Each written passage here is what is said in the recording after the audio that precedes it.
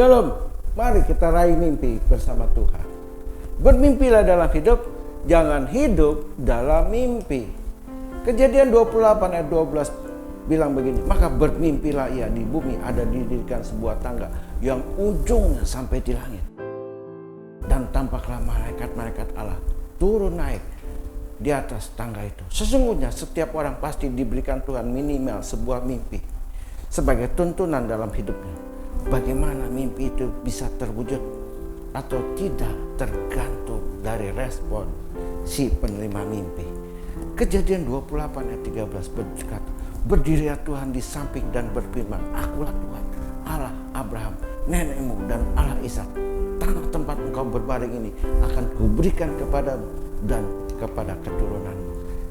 Mimpi yang dari Tuhan selalu memberi tujuan yang jelas dan pasti, memberi gairah dan semangat hidup yang disertai tanda dan penyertaan Tuhan yang membuat segalanya menjadi lebih mudah untuk mencapainya. Kejadian 28 ayat 15 berkata, sesungguhnya aku menyertai engkau dan aku akan melindungi engkau kemanapun engkau pergi, dan aku akan membawa engkau kembali ke negeri ini, sebab aku tidak akan meninggalkan engkau, melainkan tetap melakukan apa yang kujanjikan kepadamu. Apa perbedaan bermimpi dalam hidup dan hidup dalam mimpi? Mimpi adalah sebuah keinginan yang dirindukan, yang di dalamnya berisi harapan, yang dilakukan dalam tindakan dan perbuatan. Sedang orang yang hidup dalam mimpi hanya punya angan-angan dan tanpa ingin melakukan apa-apa. Kejadian 28 ayat 16 sampai 17. Ketika Yakub bangun dari tidur, berkatalah ia, sesungguhnya Tuhan ada di tempat ini dan aku tidak mengetahuinya. Ia takut dan berkata, alangkah dahsyatnya tempat ini. Ini tidak lain dari rumah Allah. Ini pintu gerbang surga. Mimpi yang dari Tuhan selalu besar dan dahsyat. Jalani saja dengan respon yang positif. Pasti Tuhan akan menggiring kita untuk memasuki mimpi-mimpi yang diberikannya. Kejadian 28 ayat 18 sampai 19 bilang, keesokan harinya pagi-pagi Yakub mengambil batu yang dipakainya sebagai alas kepala dan mendirikan itu menjadi tugu dan menuang minyak ke atasnya. Ia menamai tempat itu Betel.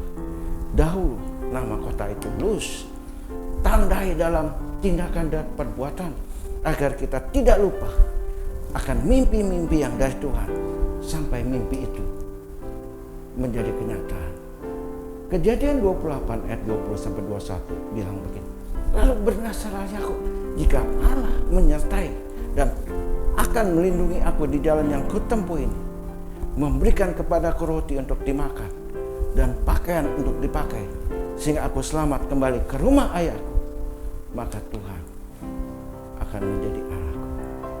Saudara, banyak orang ketika miskin dan melarat, hidup dalam kesusahan, begitu setia beribadah ke gereja. Namun, begitu hidupnya berhasil sedikit saja, lupa sama Tuhan. Bahkan saudara nggak pernah datang lagi ke gereja untuk beribadah. Jadi saudara, perhatikan hidupmu. Bagaimana mimpimu itu bisa menjadi kenyataan. Jadilah orang-orang yang berintegritas, yang berani berkomitmen dan bernasar kepada Tuhan, bahwa jika kita sudah diberkati dan berhasil dalam mimpi-mimpi kita, kita tidak akan goyah dan tetap setia untuk mengikut Tuhan. Tuhan Yesus memberkati kita semua. Amin.